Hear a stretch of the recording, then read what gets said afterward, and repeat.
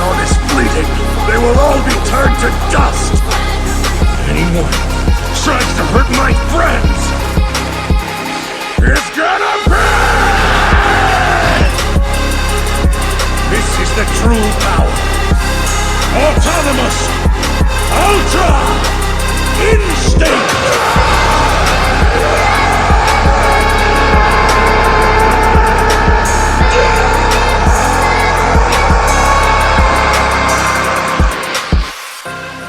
You understand, don't you?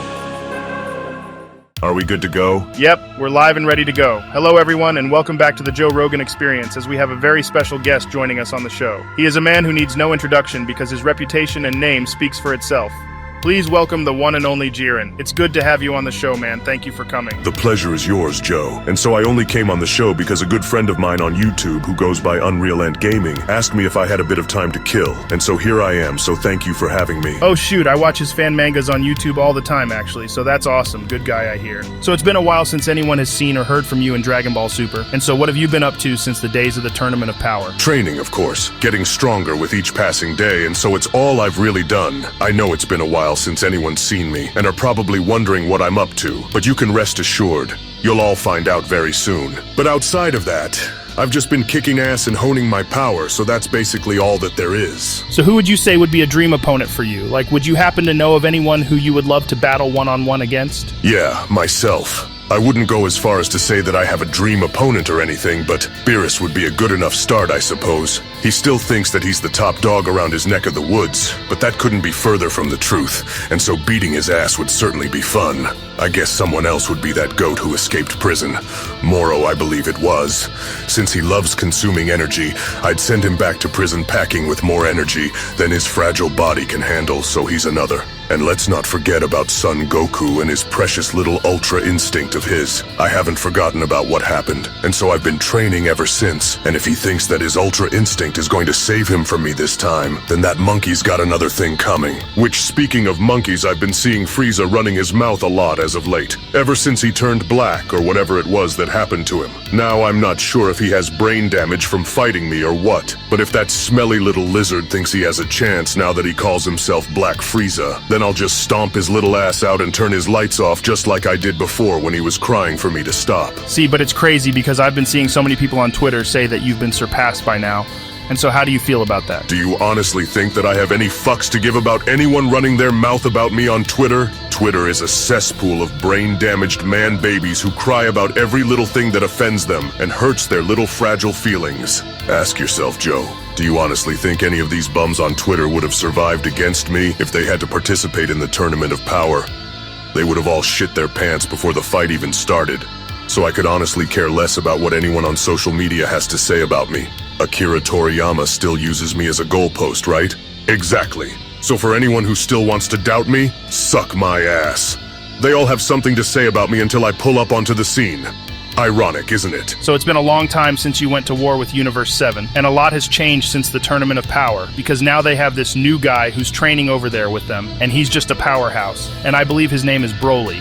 Have you heard about this guy by any chance? I have, actually, and I'm honestly starting to get very annoyed every single time someone brings him up around me because it's like, look, everyone who has a brain already knows that I would beat the piss out of Broly, and it wouldn't even be close. So it's like, yeah, he's an extreme case of being someone who's really strong, but who cares? I'm the strongest in the multiverse, and that's a fact. They had to jump me to even remotely come close in having a chance of slowing me down. So what exactly would make Broly any different? Why, because he has green hair? I'll beat the monkey brakes right off that guy to the point where his father would turn in his grave. I laid the challenge down, but he just didn't accept it, and so that should speak for itself. Yeah, but doesn't his power intrigue you by any chance? I remembered hearing rumors about how he could potentially even be stronger than their universe's god of destruction. So doesn't that say something? So what? That doesn't mean anything if you're only rumored to be stronger than a god. There are no rumors when it comes to me. I'm not rumored to be stronger than my god of destruction because I already am. Just go and ask him yourself, so it's like, who cares if Broly is stronger than Beerus? I'd still break his face regardless of the situation, and if he really wants to get busy, then I'll have no problem going all out on that ass and beat him from universe to universe, over and over until he vomits his guts out. I'm sick to death of hearing about people asking me, hey, when are you going to fight Broly? Well, how the fuck should I know? He's the one who's ducking me. So whether we fight in my universe or his universe, it doesn't matter. We could fight in the fucking lunchroom for all I care. In the end, I have power, speed, experience, technique, and most of all, balls. Something that Broly wishes he had because he sure as hell has been very quiet lately. So the ball's in his court. And also shout out to my boy Unreal for showing the Pride Troopers some love. Go and subscribe to his channel, by the way, at UnrealEntGaming. But surely you must have heard about the person who Broly fought, didn't you? It was some really strong fusion, and so seeing Broly hold his own against him, even though he didn't win but mainly survive, was surely impressive, considering the difference in their power, wouldn't you agree? Yeah, I know all about the battle that happened between the Fusion and Broly, and guess what? Their Fusion could get it too. If anything, their Fusion might be the only warrior who can rival me, but that's only if they can handle the pressure. Let's not forget that their Fusion runs on a timer, but unlike them, my power has no expiration date. So whether they want to use those earrings or go dance in the corner where no one can see them, I don't care. It's like I said, a lot has changed since the Tournament of Power, and I am not the same warrior that they remember from before. And I mean, just look at what happened since they fought me. They got their asses kicked by a goat man on 2 separate planets. They got their asses beat by someone called Granolah, and nearly died by the hands of some bum named Gas. They got dropped by that lizard Frieza, and so why am I to worry? Worry about what? It's all fun and games until I start throwing hands, and then everyone wants to cry about it afterwards. Did you know that I only lost due to plot armor Joe? I swear to God, if it wasn't for plot shielding, then Universe 7 would have been a fart in the wind by now. Yeah, I get what you mean, because even when I was watching the tournament go down with my buddies, I said, how come Jiren doesn't just throw everyone out in the first 10 seconds of this thing even starting, you know? So are you big onto the fan manga scene by any chance? And if you are, then what are some of your favorite stories? Yeah, I actually am. Especially when me and the Pride Troopers are out traveling. I tune in to see Unreal make some really cool stuff. One of my favorites is actually the Merno story. Even though that fucking angel was ridiculously powerful, I liked the way it all came together by the end of it. Seeing the way Merno fought against everyone and how strong he was actually made sense, especially when you consider how powerful angels are compared to the rest of us. It was a really fun story to watch go down. But now he's got me hooked into his story of the top 5 strongest in the Multiverse story, which is just wild. Even though I should have been in it, seeing everything go down with Budo and Akuma, and Yoshito and Takira and the Grand Priest and all is really cool. But it's not just having them be the cool part in all of this, but to also see Unreal introduce Mastered Ultra Ego along with Primal Ultra Instinct was very awesome. Truthfully, I don't know how Goku is going to be able to do it, or even if he can pull it off, but as unusual as this may sound, I'm rooting for him to win. Only so that way I can later have my shot at beating his primal ass and show him why I'm still stronger, despite his new form.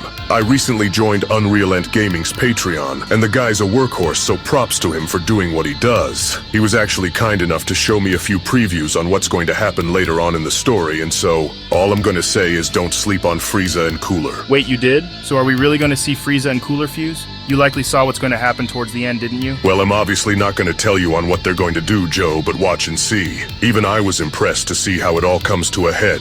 So you might want to look forward to that. I've seen tons of other stories on his channel, but those 2 are my favorites. Which I'm not gonna lie to you, but I'm still a little salty at seeing Merno stomp us all out despite having the strongest warriors in history, including other angels, jump him. That monster was shown tanking angels, mortals, gods, fusions, and even a multiversal spirit bomb. Talk about raw power, so yeah. Those are definitely my go-tos. Gotcha. Okay, so I wanted to also ask you about when you think the Dragon Ball Super anime is going to return, because I always see these leakers and YouTubers talk about how it's coming out this year or next year. So, do you know when they plan on bringing it back? Well, I sure as shit don't know. And if I don't know when it's coming back, then you can bet your musty little butthole that nobody else does either. I don't have enough time in my day to fall for any bullshit rumor or fake announcement, because guess what? When the company decides it's time, then it's time. And so while everyone waits, go out there and get some fresh air for once and take a walk or something. Go make friends or touch grass, because more often than not, you have too many of these sweaties online bitching and complaining and fighting with each other over something they know nothing about. Stop falling for the fake hype and tweets, because when it comes, it comes.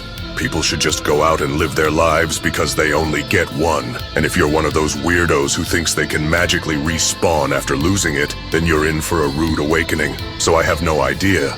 They're currently doing stuff in the manga, and so that's going to be the plan for now. Well, you're right about that one. Not a lot of people like to go out and just enjoy life these days. Hey, Jamie, could you pull up Toei Animation's lineup and check to see if they have Dragon Ball Super's anime listed? Everyone watching will likely be 107 years old by the time the Dragon Ball Super anime returns on the airwaves again. Yeah, I don't see it here, actually. Says to be announced with a 2020 X date, so it looks like there's nothing in production at the moment. You're more likely to see Champa lose weight overseeing the DBS anime return anytime soon. Yeah, no kidding. So I wanted to pick your brain here for a bit and get your thoughts on the first thing that comes to mind when you hear the following names, beginning with this one. Goku. The backbone of the series. Vegeta. Insufferably annoying. Akira Toriyama. The GOAT. Toyotaro. Should learn to take risks. Merge Zamasu. A bitch. Frieza. An even bigger bitch. Broly. The biggest bitch. Cellmax. Weak. Beast Gohan. A nostalgia act. Topo. A good friend and an amazing tag team partner. Goku Black. A delusional wannabe. The Grand Priest. Highly respected. The Omni King. A very intriguing little creature. You know, come to think of it, I wanted to ask you about which story arc in the Dragon Ball Super manga did you find yourself enjoying more between Moro and Granolah? Like, which one of these two sagas did you find yourself enjoying more than the other? Well, neither of them, since I wasn't a part of either story. But if I had to choose, then I'd probably go with the Moro arc being my favorite between the two, and that was solely because of the way it was handled. The way Moro was portrayed as an enemy was really fun to watch, especially since he wasn't your typical villain who wanted to become the strongest either. He didn't care about that, which was weird, but you can say it was refreshing to see, only because Moro wanted blood, and that was exactly what he was getting out of his victims when he was shown slaughtering them. The Granolah story, on the other hand, felt like it dragged on for too long with little to no payoff, if I'm being honest here. Sure, it wasn't the worst story in the series, but it could have been so much better than what it was. And what pissed me off personally was seeing how Granolah kept complaining on how badly he wanted to kill Frieza, only to have Frieza show up in the end from bumfuck nowhere and have Granolah do nothing when he saw him.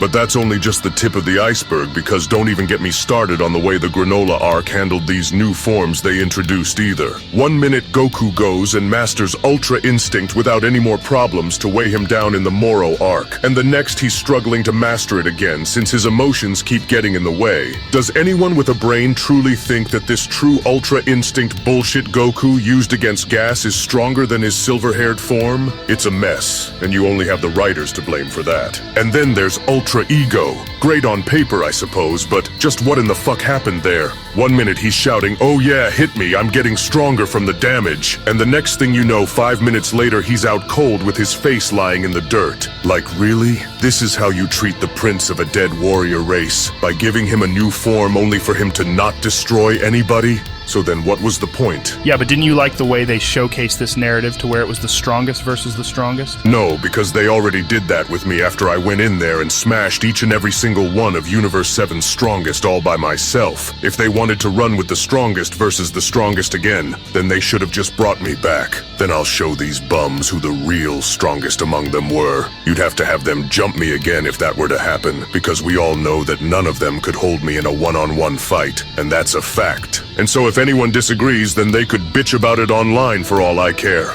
At the end of the day, we all know the truth behind who stands where in terms of raw power, and none of them in the 7th are anywhere near my level. Actually, speaking of, because I'm a little curious now, but do you guys have elected officials in Universe 11? Like, would you consider yourself a Democrat or a Republican if you had to pick a side here? The only side I'd be standing on between the two is my own. The world is divided enough as it is already with all of these pathetic so-called elected officials running the show. I'm on the side of the people and not the establishment. And by establishment, I mean those who really run the show. The Illuminati, or whatever they call themselves these days. People need to start treating one another with kindness and help one another rather than tear each other apart like animals. We in the 11th don't have these issues because we've all learned to get along with each other, even if we disagree with one another's views. Here, however, it's a total shit show. See, now that's very interesting because I know you're not from this universe, and so, being that you were a part of the Tournament of Power and having the chance to see other universes, which universe would you say was the most interesting to you? Well, none of them, really.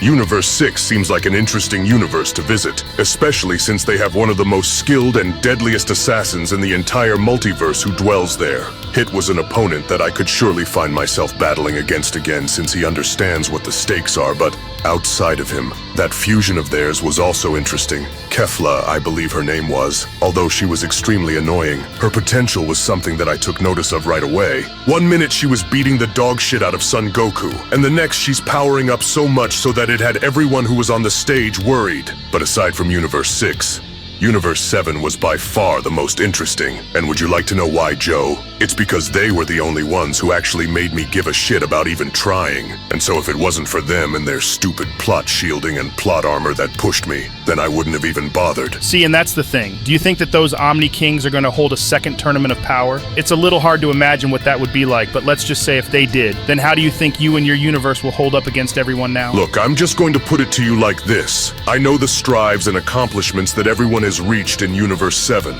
I know all about their new forms and the new friends they've made along the way, like Maris and Granolah. But guess what? If you think for 1 second that I slacked off during the years since we all fought, then you're living in a fantasy. I trained non-stop since the Tournament of Power, and guess what else? The Pride Troopers also kept training too.